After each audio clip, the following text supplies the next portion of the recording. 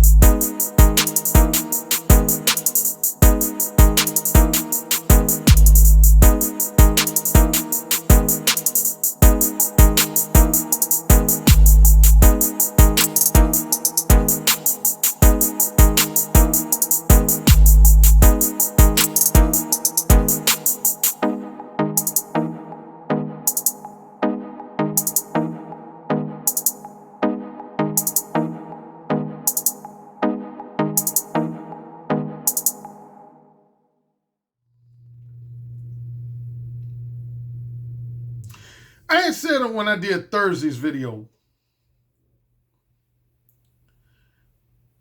that 99% chance that was going to be my last time mentioning you know who. But then I came out with a video yesterday mentioning again you know who. Now, I'm going to try to get through most of this video without mentioning him, because most of the video is not going to have anything to do with him per se. But there's still a couple of y'all, not a lot, but a couple of y'all, man, still trying to come in my comment section and either do one or two things, either defend him and or defend indirect game in general, defend him and or defend indirect game in general. And I'm telling you, man, I'm not having it. And I'm sure you've noticed by whatever comments you post, man, I've allowed one or two comments to get by, but most of them I'm deleting them, man. So I don't even know why y'all keep trying. Y'all shit's gonna get deleted. Let me make that clear, man. If you come in my comment section trying to defend him and or indirect game in general, there's a 95 to 99% chance I am going to delete your shit. Mark my words. I'm going, because number one, any arguments, let's start with just arguments defending indirect. Every argument you pose to me, I done heard it like 2 million times. There's not one argument that someone can present to me to do with indirect game that I have not heard 100 times already. So ain't nothing you telling me in your attempt to try to defend indirect verbal game in general is going to be new and is going to be something that I say, damn, I ain't never heard that argument before. I done heard all these arguments, man. Here's the positive. And I've even acknowledged this. If you just want to argue that indirect game have the potential to get you laid? Yes, it does. I've said that a number of times. I never tried to say that you can't get laid using indirect game. So that's number one. I ain't never tried to say that a man can't get laid using indirect game. So that's the one positive I will say about indirect game. You can get laid. But for the millionth time, the problem with indirect game, man, is disingenuous. It's manipulative. It puts you in a position to get played by a woman yourself. While you trying to run game on her, you automatically open the door for a woman to run game right back on you. And along with that, it slows down your ability to identify and weed out women who I refer to as manipulative time wasters. And that's evidenced by you know whose experiences those comments by those women. So I already know all the upsides of indirect game. So y'all don't have to keep coming in my comment section trying to say, hey, Alan, you got to admit, Indirect game has this benefit. It has this advantage. It has this upside. I know about all the ups. I use indirect. See, this relates to what I said a few videos ago where I said y'all be insulting my intelligence because y'all think I've never used, and I've used indirect game before. A number of times. Indirect game can get you laid. But I don't like the flaws that come along with indirect game. Because even when you get the pussy, you're going to have to invest a hell of a lot more time and a hell of a lot more money. And this relates, and then the final thing, and this kind of relates to, who himself. Now, I'm trying not to say his name or his initials. But a couple guys came in my conversation talking about what? Come on, Alan, man.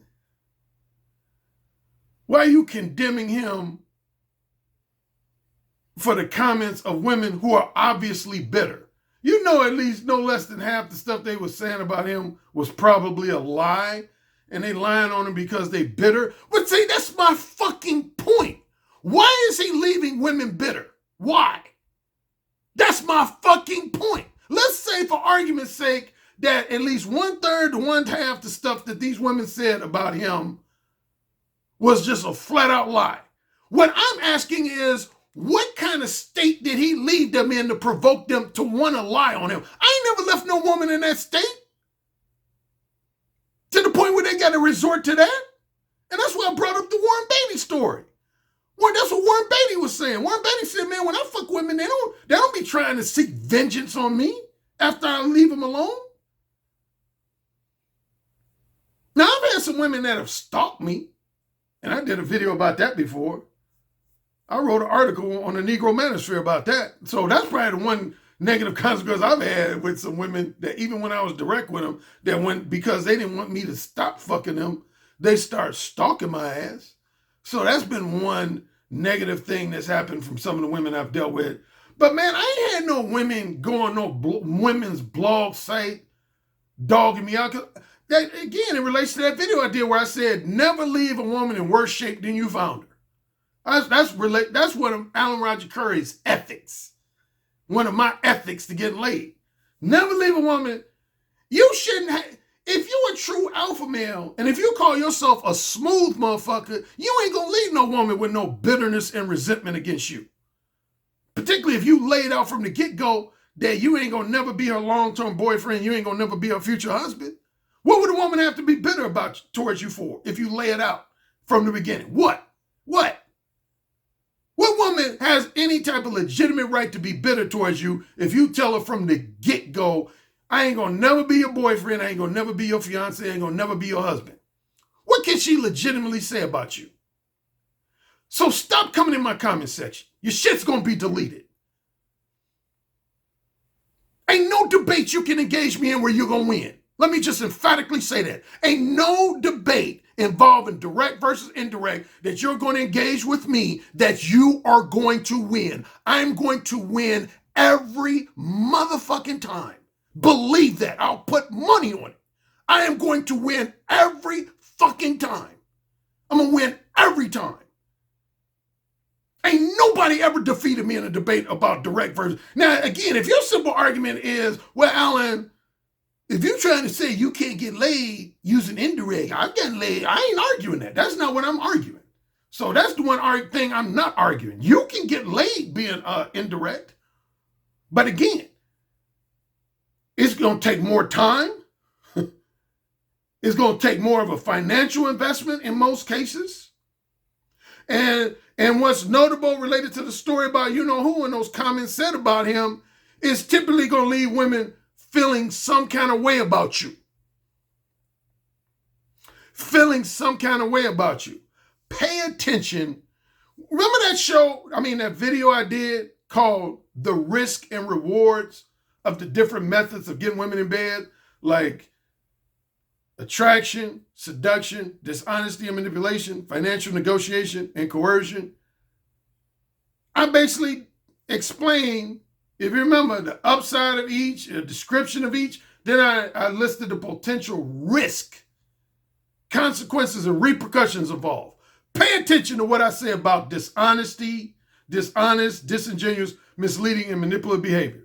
Pay attention to it. Pay attention to the risk part. I say it in there, related to this whole situation involving you know who. I say it in there. I'm going to read exactly what I say under the category of dishonest and misleading and manipulative behavior, under the category of inherent risk involved. Once a woman realizes she has been lied to, misled, and had her emotional feelings toyed with, many women will become so vengeful and vindictive and do things like commit some form of vandalism and or violence against you, or at bare minimum, the woman will seek to ruin the man's public image and social reputation by sometimes falsely accusing the man of sexual assault or date rape. Did I or did not I not say that months ago? That's one of the risks that come along with a Mode 3 pump and dump, and even to a lesser extent, a Mode 2 pump and dump. That's the risk involved when you go through the indirect game / pump and dump routine. You're going to risk women trying to take you the fuck down. That's what you're going to risk. Women going to try to take you down, and I don't blame them. Hell no, I don't. I don't blame them. Dude, I told y'all a story 3 years ago. I had a friend of my cousins. This is an extreme case. I will preface it by saying this is extreme. But I had a friend of my cousins, man. He had a friend of his cousins got a woman came to his crib and shot him in the fucking head, dude, for him running game on her and toying with her emotions. She came to his house and shot him in the head. I've had frat brothers of mine who've had their cars vandalized, their houses and apartments vandalized by some woman that they were toying with their emotions. Man, I ain't got time for all that drama. You don't have that type of drama with direct game. I dare anybody to say you do. If you get that type of drama even with direct game, then you ain't running direct game right. I ain't never had that type of drama. I ain't never had no woman try to vandalize my car or vandalize my apartment or house or something like that. Or just try to go out her way to blatantly tarnish my image and reputation. I ain't never had no woman do no shit like that. Matter of fact, I've had just the opposite. I remember when I first got on Facebook, which was in, I think, fall of 2008. I remember one time in both 2009 and 2010 on Facebook, I had some discussions going on my Facebook timeline. And some women who had interactions with me, in some case, both casual sex and phone sex, and in other cases, just phone sex. They came into some of my discussions on Facebook, and one thing a lot of these women said, they said, one thing I got to give Alan Roger Currie compared to a lot of men I've dealt with, is Alan Roger Currie, he lets you know from the get-go where you stand. He lets you know where you stand. And they basically went on to say, Alan Roger Currie ain't one of them guys that was going to lie to you, play head games with you, try to toy with you. He lets you know from the get-go where you stand. And that's what I was talking about when I said I treat fuck buddies like fuck buddies. I don't blur the lines. I don't treat fuck buddies as if they're potential long-term girlfriends. And that's what those women meant when they kept saying, this was back in 2009, 2010. I had a number of women who came in a couple of discussions I had related to dating relationships. They came on my town. They said, I'll vouch for Alan Roger Currie. He don't lie to women. He don't play no games. He's straight up. He lets women know exactly and specifically where they stand. I don't deal with that drama, man, that indirect motherfuckers deal with. Like the type of drama that you know who dealt with on that blog. Again, even if those women were lying about some of the things they said, that's part of the problem. What brought them to that point where they gotta feel like they gotta lie? I ain't no women do that shit to me, man. I ain't no women do that shit to me. I can't think of the last time I had casual sex with a woman, and then within days, weeks, or months after we had casual sex, a woman went on some kind of message board or discussion forum or blog site and tried to like ruin my public image or my social reputation. I mean, what could they talk about? They couldn't accuse me of misleading them or toying with their emotions because I don't do that shit. So what could they really talk about? The only thing, my harshest criticisms The only women I've dealt with that have criticized me at times, I've had women criticize me for being egotistical. I've had some women call me narcissistic. And I've had some women call me shallow and having a potty mouth. Yeah, that would be my 4 major criticisms I've received from women I've dealt with. Either women that I did have sex with or women that I wanted to, but we never got around to having sex. Is that the main criticism I get from women is Alan is very egotistical. I've had quite a few women say that. They say, Alan Rogers Currie, he's full of himself. He thinks very highly of himself. He's an egotist, he's cocky. He's cocky, he's egotistical, he's full of himself. Basically, he's conceited. I've heard that criticism I've gotten that criticism from quite a few women. That Alan Rogers Currie, yeah, he's a very conceited man. He thinks very highly of himself. And the secondary criticism would be he's sometimes too blunt and he's too profane and sexually explicit with his language. He's too blunt sometimes and he's too sexually explicit and uses too much profanity. But other than that, man, as far as criticism along the lines of, he tried to string me along, or he made me think he was in love with me when he really wasn't, or he made me think he was single when he really had a girlfriend already, or basically anything to do with what indirect guys get, I don't get that shit, man. I don't get that shit. So anyway, all that to say, man, stop it. If y'all keep coming, I'm going to keep deleting. We can play the game. You can keep coming, and I'm going to keep deleting. If y'all want to go on somebody else's YouTube channel and talk about what you disagree with, be my guest. But you ain't going to come to my comment section and talk about it, because I done heard all your arguments. I've shredded all your arguments. Y'all know I have. I've shredded each and every one of your arguments. I will shred them again. I'll put money behind it. Ain't nobody ever gotten the best of me in no direct versus indirect game debate. Never, never, ever, ever. Ever. I dare anybody to say that they have. I dare anybody to say that they have.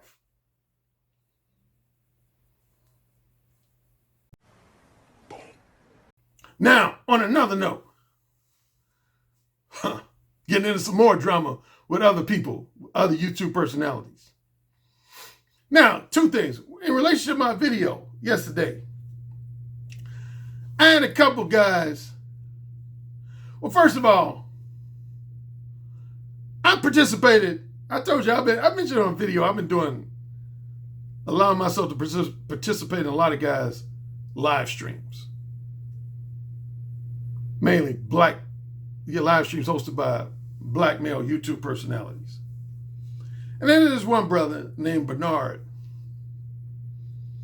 that I participated in his live stream, I think for the 3rd time. Yeah, it was my 3rd time participating in one of his live streams. I think this was on Wednesday or Thursday.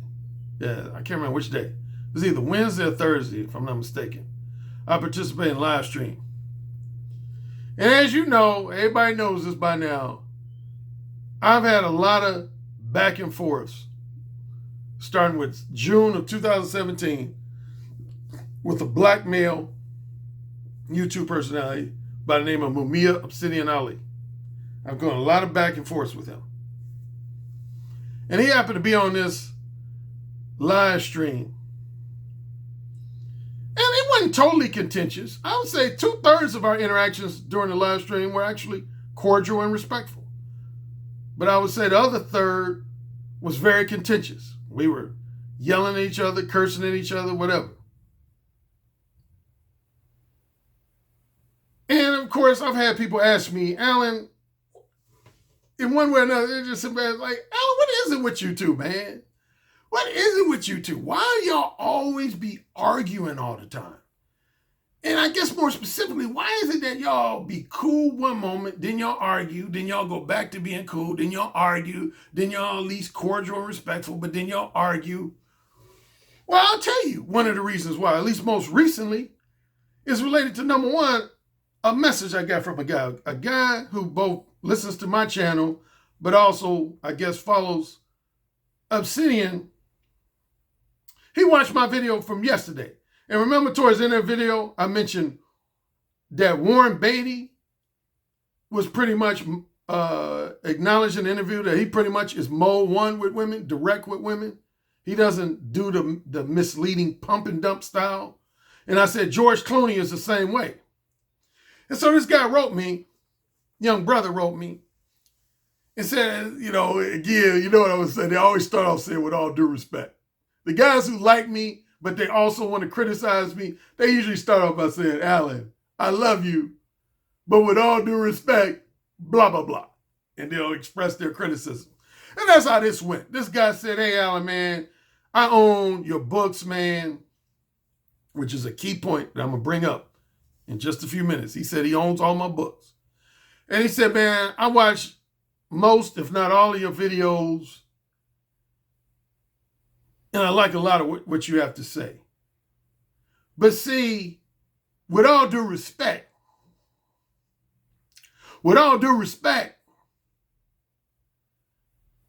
something bothered me towards the end of your video when you highlighted this actor that you said used to be an idol of yours named Warren Beatty, and then you mentioned George Clooney.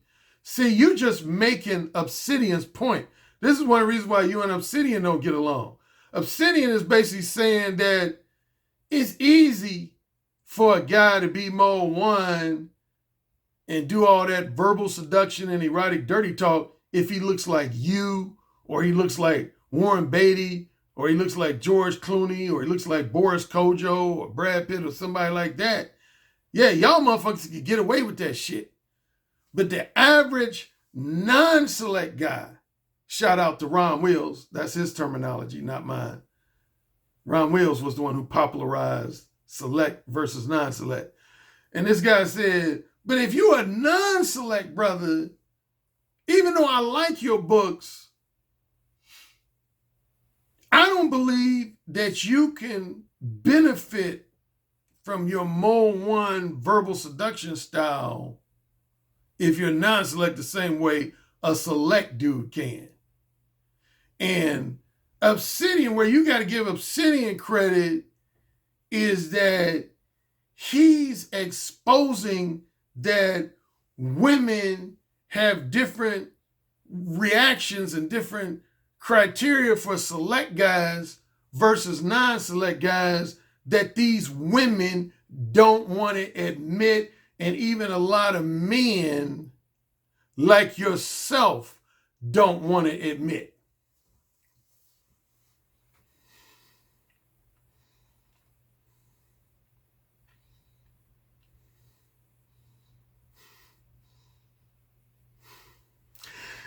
Insert dog face here.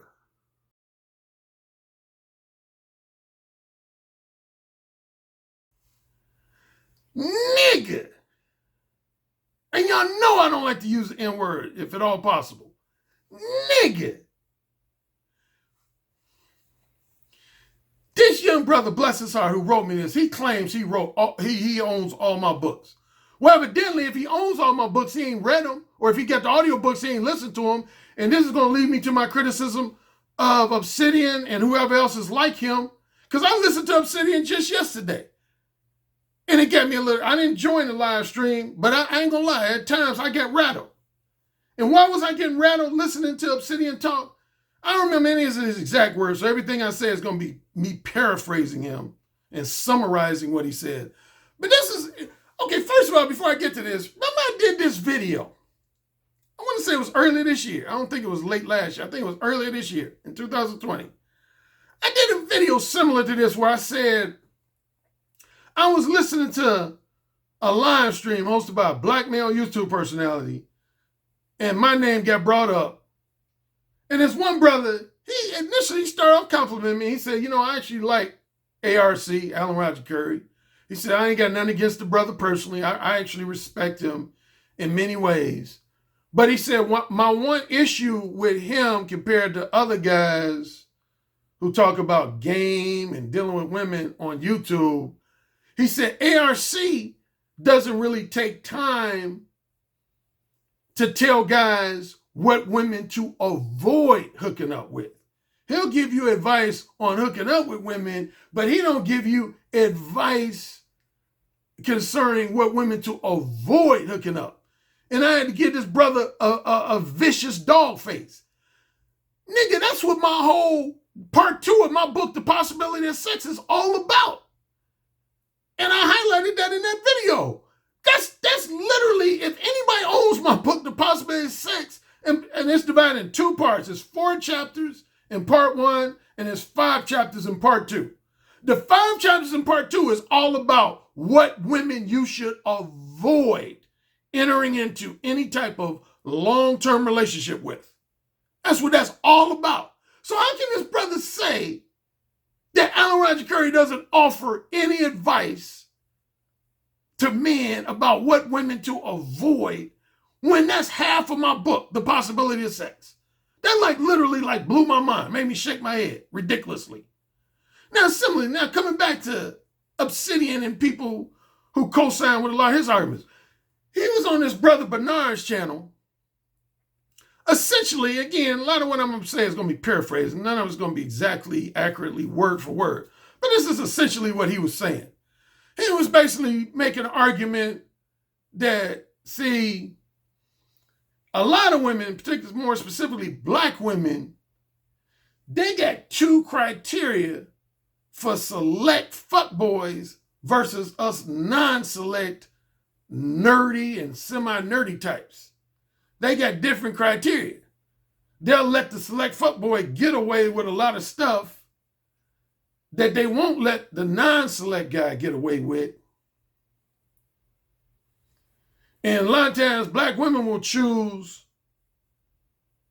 select fuckboys just because of their looks, the sex appeal, the fact that they good in bed.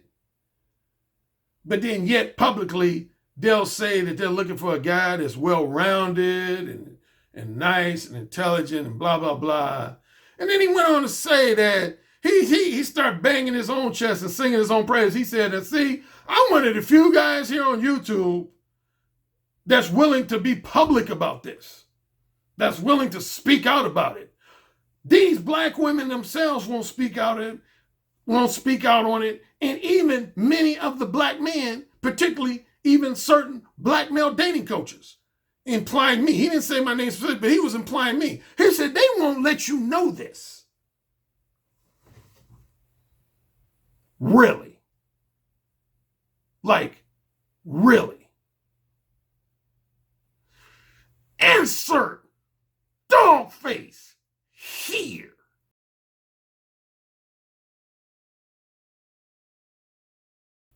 Nigga. I'm going to try not to keep my voice low. I ain't going to. Nigga. Obsidian used to promote 3 of my 4 books. Starting with October, November of 2015, all the way up until May of 2017, and even in many respects, off and on, even after that. But this motherfucker used to enthusiastically sing the praises of my book. He wanted to do a book signing for my book, The Possibility of Sex. A book signing. That's how much he loved that book. And when I dropped Beta Male Revolution, he used to sing the praises of that book. It's just ridiculous to me. This motherfucker was literally, in his own way, trying to suggest that he's one of the few guys on YouTube that is exposing the duplicitous nature of women.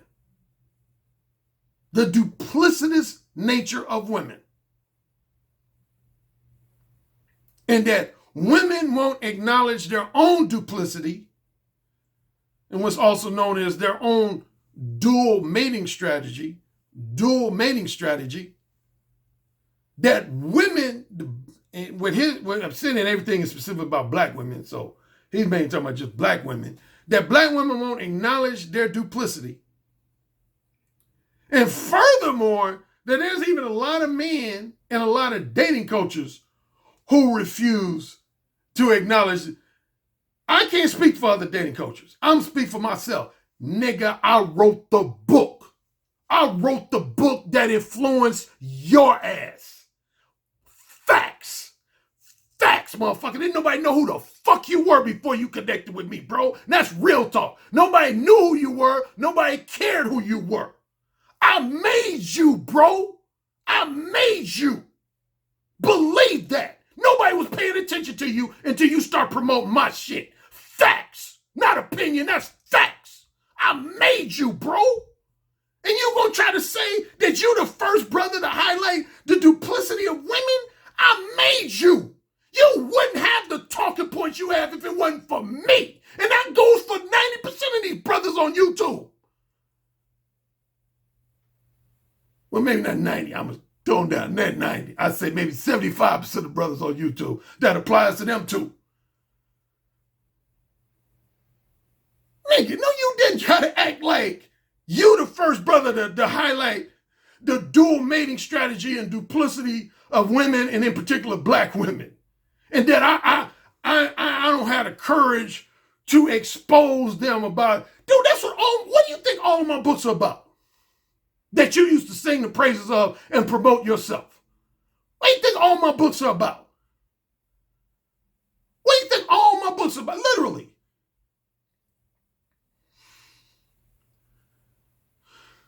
Say it again. Say it again is all about the sexually duplicitous nature of women. That's what that book is all about. Is the sexually duplicitous nature of women.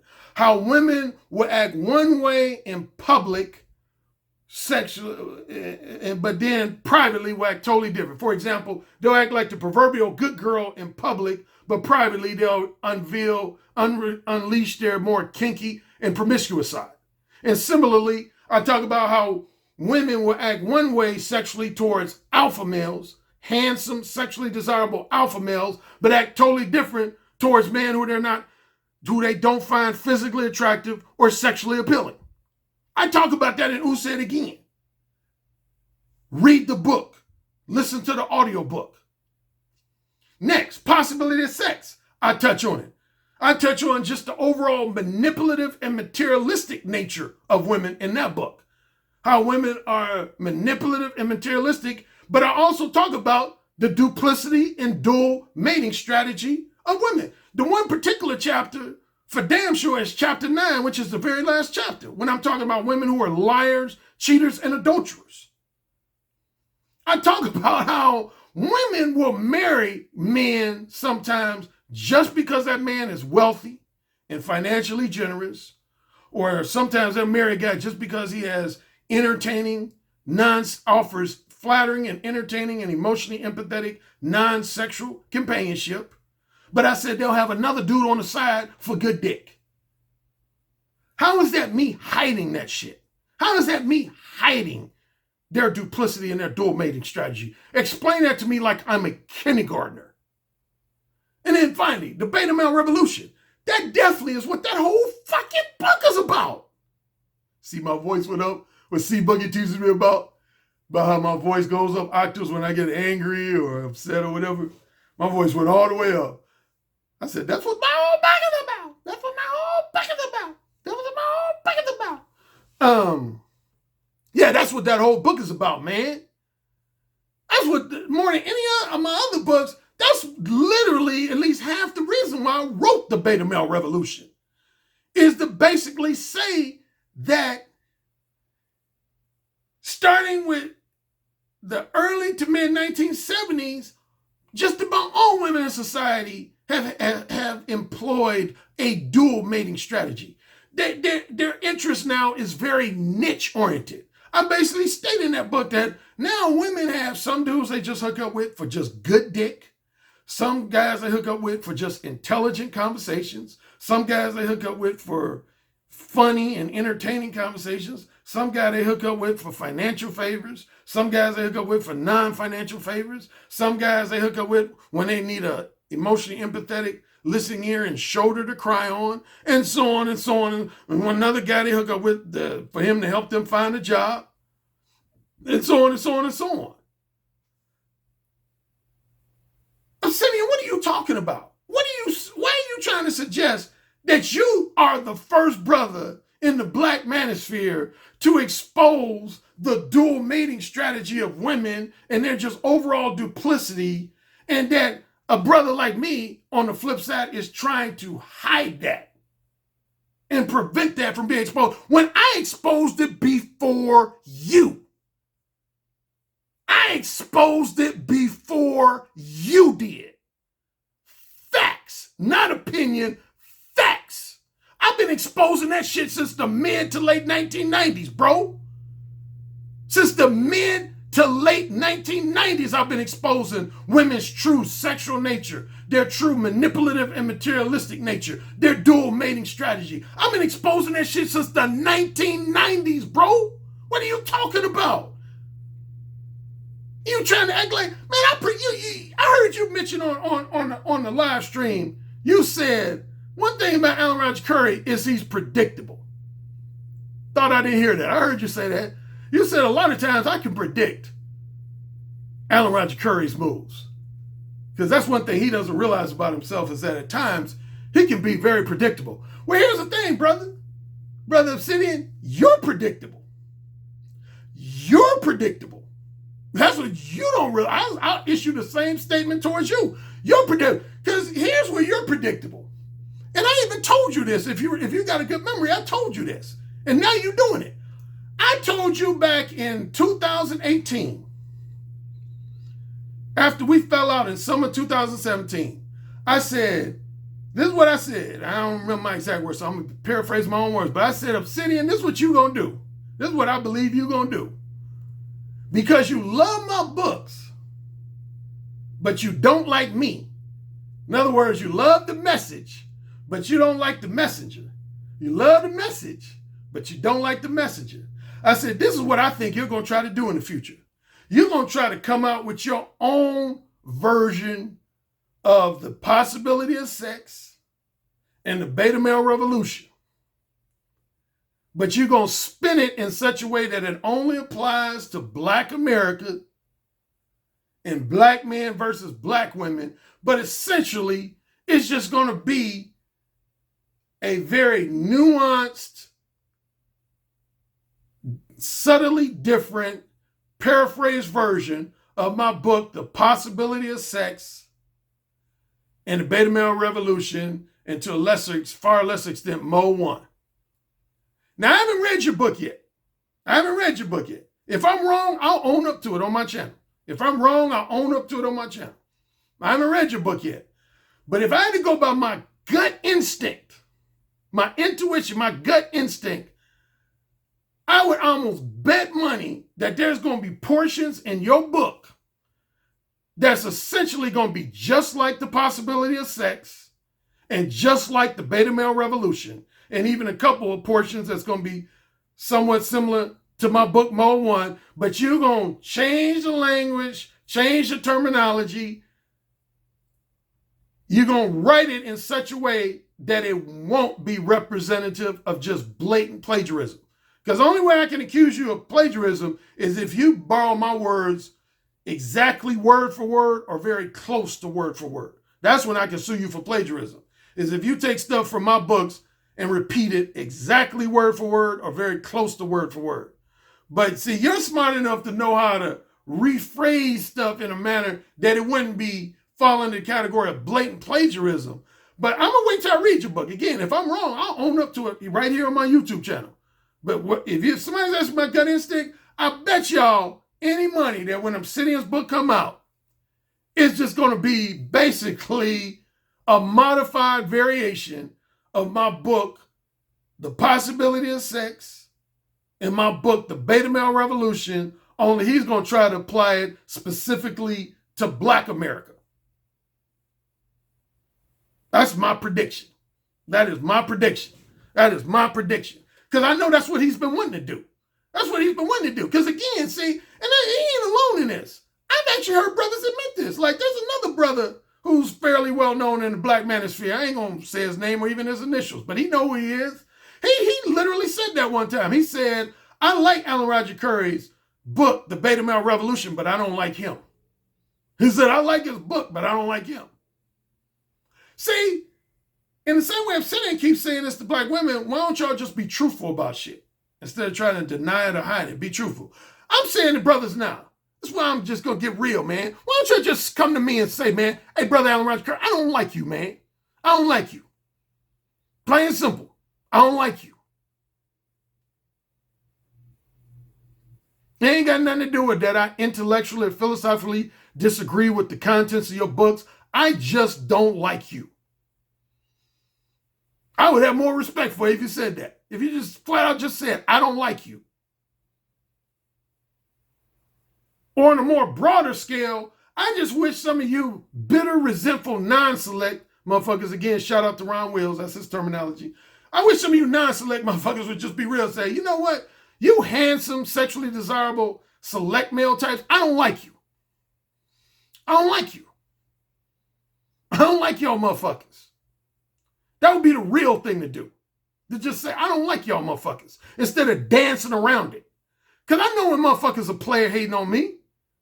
I've been player hating on since I was in high school. I've talked about it a number of times. As a matter of fact, speaking of being player hating on high school, a lot of the brothers who did player hate on me in high school, they were more one about that. They would say to me, they would, like, I told stories. Guys used to, when I was a C in high school, I don't want to rehash all the details, but in a nutshell, when I was a C in high school, I was very popular with girls in the city of Gary, Indiana. I was like probably in the top 5 most popular guys in the city of Gary when I was a senior in high school. Like, women used to go crazy over me wherever I went. When I went to a party, social event, basketball game, football game, women would just, I had groupies, would be a simple way of putting it. I had a lot of groupies all over the city of Gary, Indiana. I had just groupies. And the downside of me having this popularity with girls and all these groupies is I had a lot of haters. And some guys I didn't even know, never had a conversation with. In at least 4 or 5 instances, I had guys trying to start fights with me. They would come to me, they say, man, so you Allen Currie, huh? Man, fuck you, man. You one of them light-skinned pretty boy motherfuckers, man. Fuck you, nigga. I don't like niggas like you. My girlfriend and all her friends been talking about you. Nigga, you can't whoop my ass. You can't whoop my ass. I ain't you light-skinned pretty boy type niggas, man. Y'all think y'all the shit. No, motherfucker, you think I'm the shit. You think I'm the shit. That's why you coming to me, motherfucker. You think I'm the shit. I don't know who the fuck you are.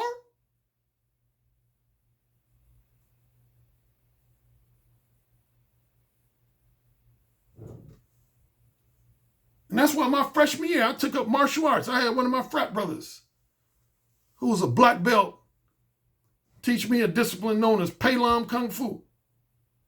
Because I said, yeah, I want these haters to come to me again. Let them step up to me again. And see, don't they get fucked up. Well, actually, even in high school, I never got fucked up because I always ran with a crew. And so anytime somebody's trying to start shit with me, my crew, I ran with a crew of guys who could handle themselves. Not that I couldn't, but I'm just saying I ran with a crew. So nobody ever got the best of me because I always had dudes look out. To this day, I got motherfuckers who look out for me. And I'm appreciative of them guys. They know who they are. But, no, man, let's just be real, man. Some of y'all just straight up haters, man. And as it relates to my books,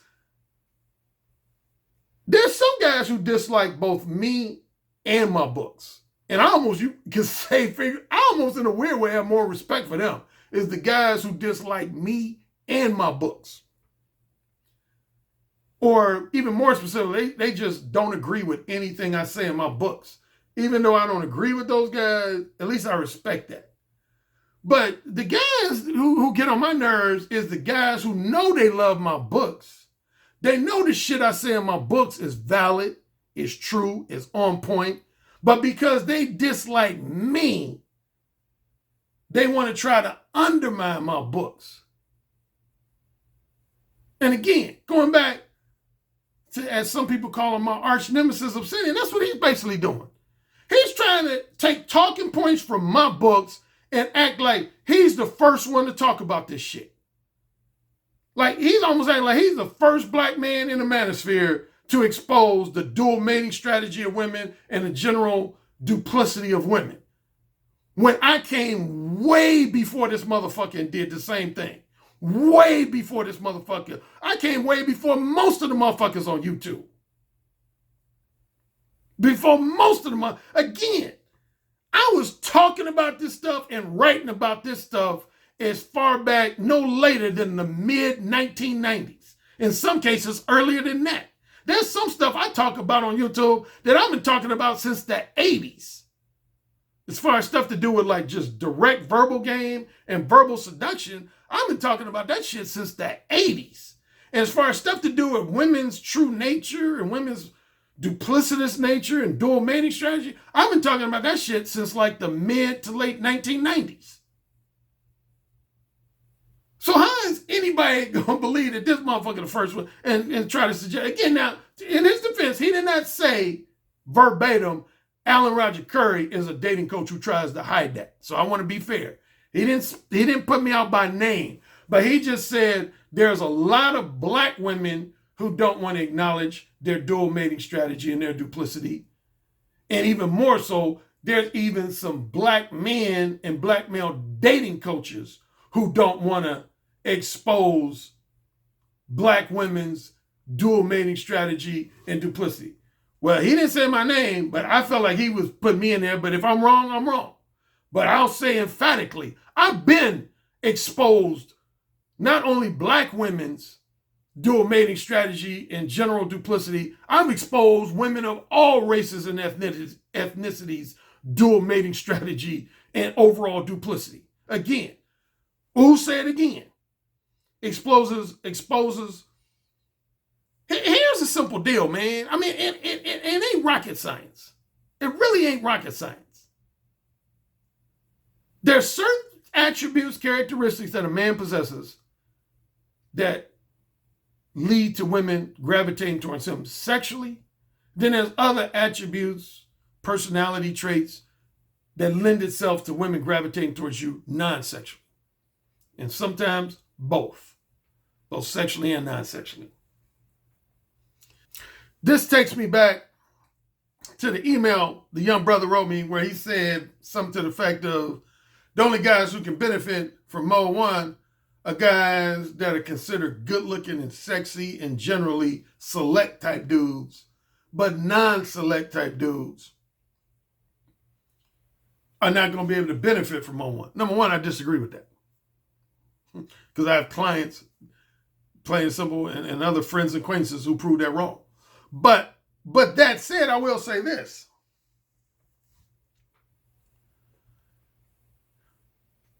Why are y'all treating this, why are some of y'all, not all of y'all, but why are some of y'all treating this like it's rocket science? I mean, seriously. Why are some of y'all treating this like it's rocket science? Or like it's some kind of mind-blowing discovery? Like what Obsidian was doing to a degree yesterday.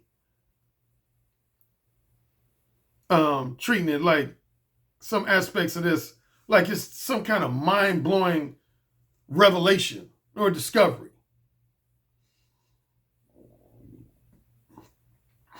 When it's real fucking simple. You as a man, you know what women you attracted to. Do you or do you not? Does somebody have to explain to you what women you attracted to? No. Men and women in this area are not that much different. I've pointed this out before. As a man, you have some women that you look at as girlfriend material or wife material. Although nowadays, you got a lot of men who feel like they don't look at any woman as girlfriend or wife material. But just for argument's sake, you got some women you look at in that category. Then there's some women you look at as you just want to fuck.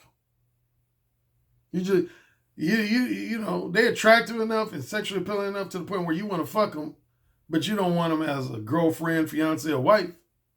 Then there's probably at least a third group of women that you don't find physically attractive.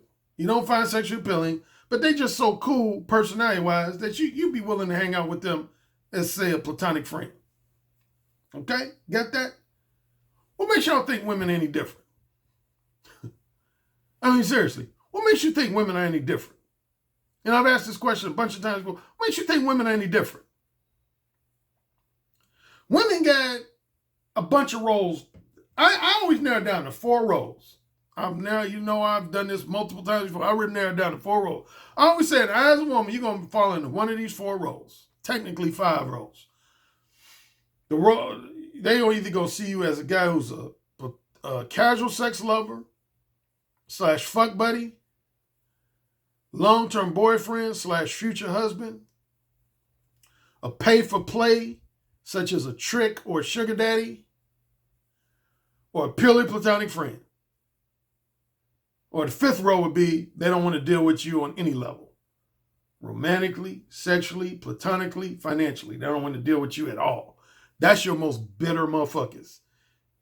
On a side note, that's your most bitter motherfuckers. It's the dudes that women don't want to deal with them at all in any context. But that's another story for another video. So let's deal with these four. Each one of those four roles has different criteria. And I notice a lot of y'all guys, y'all treat this number one like it's something new. And like even Obsidian, he treats this type of information like it's something that's just been discovered over the last 2 or 3 years or something, man. Casual fuck buddy. Only thing that really matters to women is your looks, your level of confidence and masculinity,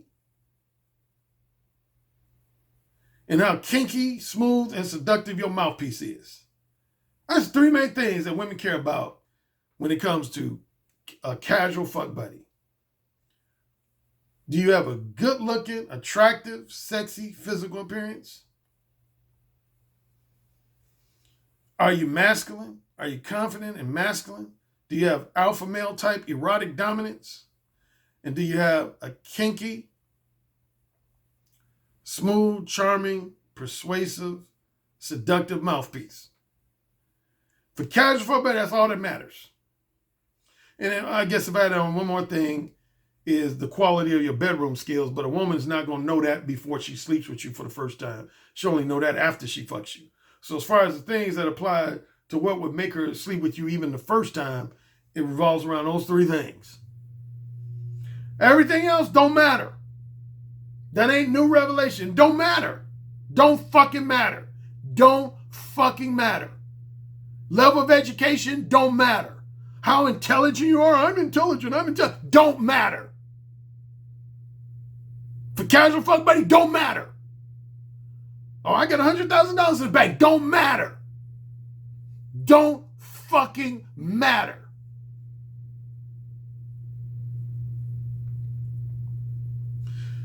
Speaking of money, pay for play. Are you willing to pay a woman in exchange for her sexual companionship? That's the only thing that matters. Intelligence don't matter. Looks don't matter. Sense of humor don't matter. What school you went to don't matter. If a woman's willing to be a whore, which is the true definition of a whore, a woman's willing to exchange her sexual companionship for money or materialistic gifts, all she cares about is how much money you gonna pay me for my sexual companionship. What are you gonna give me of tangible value in exchange for my sexual companionship? Guess what? Anything other than that don't matter. Don't matter. Don't matter. Purely platonic friend role. Looks don't mean shit. Women don't care. Purely platonic friend, they want to know, do you have a personality that's flattering? Is it entertaining? Is it emotionally empathetic? Is it accommodating? Lenient? Are you just generally a person that's easy to get along with? You're not going to argue with them. Are you going to be there for them when they need you in a non-sexual way? Are you going to be willing to do certain non-financial favors for them, like help them pick up heavy boxes or help them move from one house to another house, one apartment to another apartment? Are you going to babysit their kids when they want to go out with somebody? So for a purely platonic friend, guess what? Your sex appeal, your masculinity don't matter. You could be gay. You could be effeminate. Sex appeal don't matter because she ain't going to fuck you. Don't matter. Don't matter. Long-term boyfriend, future husband. That's when a woman wants both your sexual companionship to be appealing to some degree and your non-sexual companionship to be appealing. She wants both. She doesn't just want one or the other. Because if all she cared about was your non-sexual attention companionship, then she would be content with just being platonic friends. If all she cared about was your sexual companionship, she would be content with being just your fuck buddy. When a woman wants you as a boyfriend or husband, she wants you to have a blend of both, appealing non-sexual qualities and appealing sexual qualities. All right, will you be willing to if you get her pregnant, raise kids with her? Or if she already got kids, are you going to help her raise kids she got from another man? That's one of the most important things in that category is, are you going to be willing to help her raise children?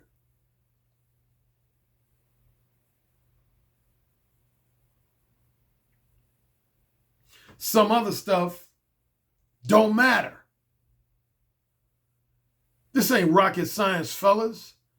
You know, people trying to suggest, similar to Obsidian, I've heard people try to suggest that, say things like, Alan Roger Currie, he know that the 80-20 rule exists, but he knows that if he exposes that too much, you know, it's going to hurt his business as a dating coach. Nigga, I always talk about the 80-20 rule. I wrote an article in the Negro Manosphere about the 80-20 rule. I ain't scared to talk about the 80-20 rule. What the fuck you talking about, man? Women like what they like. Women are going to fuck the motherfuckers who they really want to fuck. Period.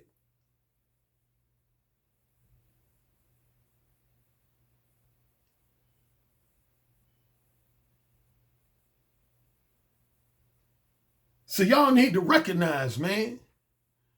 Better recognize, I ain't scared to talk about shit. Everything, again, well, not everything, but a lot of stuff, again, that you men in the manosphere, particularly you black men in the manosphere, be talking about on your various podcasts and live streams, I talked about it first. And I wrote about it first. Not opinion, facts.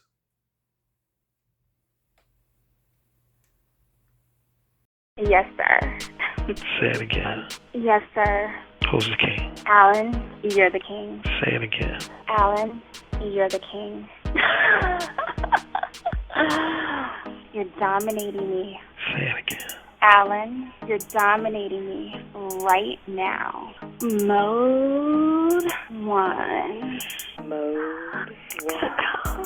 Daddy, can I go, please? You're the king. Say it again. Oh, you're the fucking king. Yes. Yes. Yes. You're the king, Alan. AKA the king of verbal seduction. You know, it's the tone of your voice, how seductive your intonations are, the vibrations that you could just reach out over the phone lines and stroke a woman's breast just by the sound of your voice, how you could make her pussy so wet just by the sound of your voice. That's actually very hot. So you said my show was what? I said your show is powerful. Oh, say it again. Your show is powerful. But the king would fuck me really good. Oh, yeah. Who's the king? Alan Roger Currie. Oh, yeah. Who's the king? Alan Roger Currie. The king. The king. The king. I have to agree with you on the communication piece, because I actually did take a session with Alan Roger Currie, and he gave me a line that I did not think was going to work, and it worked. And I was like, what the fuck?